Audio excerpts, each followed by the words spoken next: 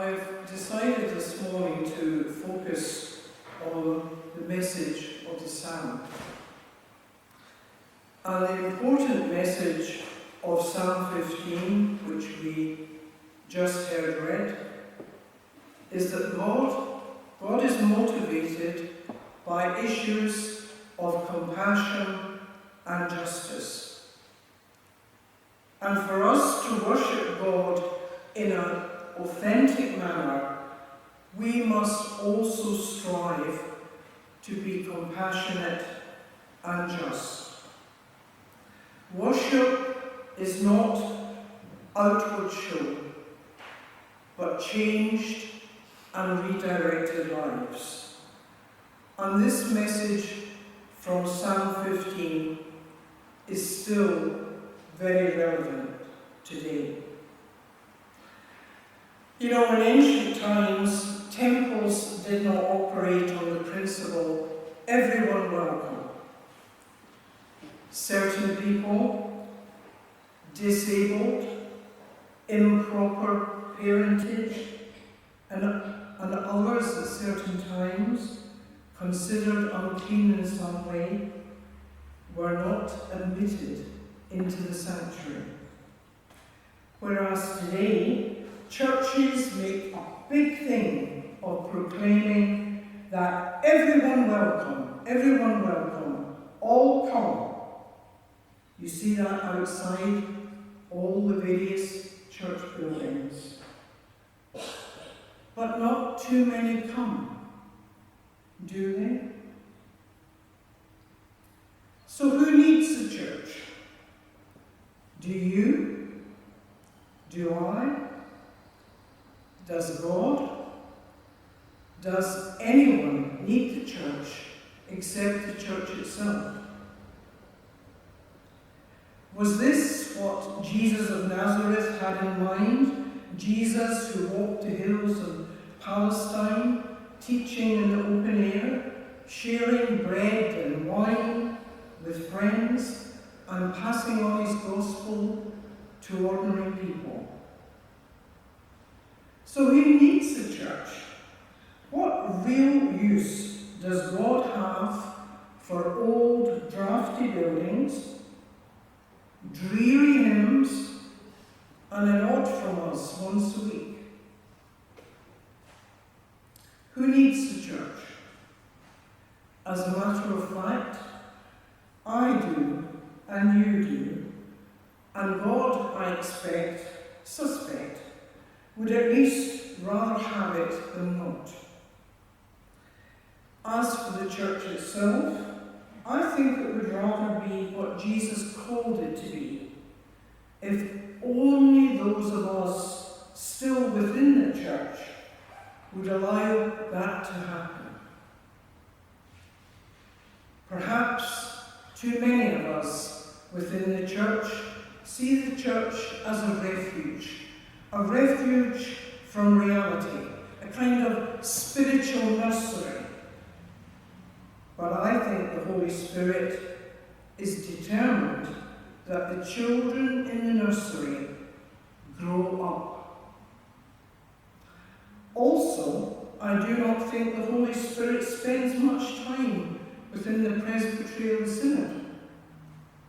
The Holy Spirit has never mastered the committee system and is much too busy elsewhere. The church needs to listen to where people are at in society in order to discern the way forward. The church, as we all know, is really the people, the followers of Jesus.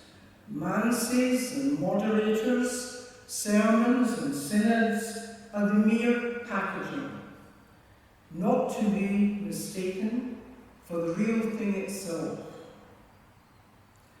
Now, the thing itself, the believing and worshipping people, has two important characteristics, which we must never forget. The church is a community, and the church is a continuity. We need the church for its continuity, for the insights and conventions it's handed down. And certainly today we're facing a world very, very different from that of our predecessors. But we need the courage to interpret the wisdom of the past, because the human condition has not changed out of all recognition. We need the church for the stories it hands down to us. And the great thing about a story is that it's not dogmatic. It concerns the reactions of human beings to their circumstances. It's open-ended. One very important reason why an individual needs a church is because he or she needs the church's religious language to express and explore experiences that people have of the mysteries of life. As we are aware, the church has always spoken another language besides theology, and to many Christians that's even more important. And I'm talking here about the language of sacraments. And like these stories about God, the sacraments are in themselves non-dogmatic. God pours out his love upon us, and unless we understand it and respond to it, that love is frustrated and in vain. So that is why God also needs a church. The church is also something else. It's community. And that is obvious enough from its very beginnings. Paul spent time visiting or writing to Christian communities all over the ancient world. And it's clear that the churches at that time did not exist solely to worship together and study the scriptures, but to care for one another. And that is something that we rather lose sight of today.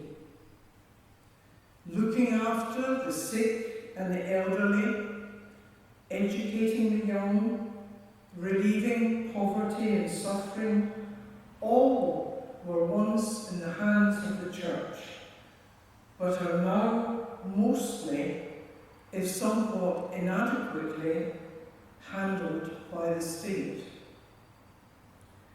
But if caring has become nationalised, faith has become privatised. My faith is a private matter, is a remark we often hear. Jesus and his followers, on the other hand, were never ashamed to expose their faith to others and to defend it when required.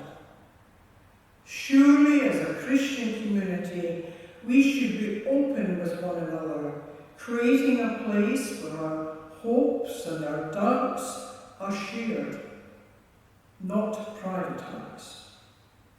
Another variation of this remark I'm sure you've heard is, oh, I find God in the bush and in the hills. And of course, that is possible, though I wonder how often it really happens. Apart from anything else, very few of us live within walking distance of the countryside. And it's an inconvenient fact about the spiritual life, which is a bit like the athletic life or the life of a musician. It does require discipline and practice. Privatised religion can also be rather shallow. It leaves people extremely vulnerable, not only to very ingenious arguments, but to setbacks and failures. How does one attempt to reconcile suffering and failure with an understanding of a loving God? That can be very hard to cope with privately. And even if you think that you've found your own answers, you still need the traditions, the teachings, and authority of the church to test them against. You know, there are many people today who who sense a religious dimension to their lives. Spiritual but not religious is often the label. Who seriously doubt whether the traditional churches have anything to do with their search. And their numbers probably outnumber those of us on the official rolls. Also, among some of those whose name does appear on the roll, there exists among some a half-heartedness, an inability to recite the creeds without mental reservation. And even these people need the church. Also, it's important that we're not put off the church by its compromised history. Yes, it has committed all too many crimes of which it stands accused. But it is not and cannot be any better than the human beings of which it is composed. And just as you and I would wish to be judged in the light of our circumstances, so we must judge the church.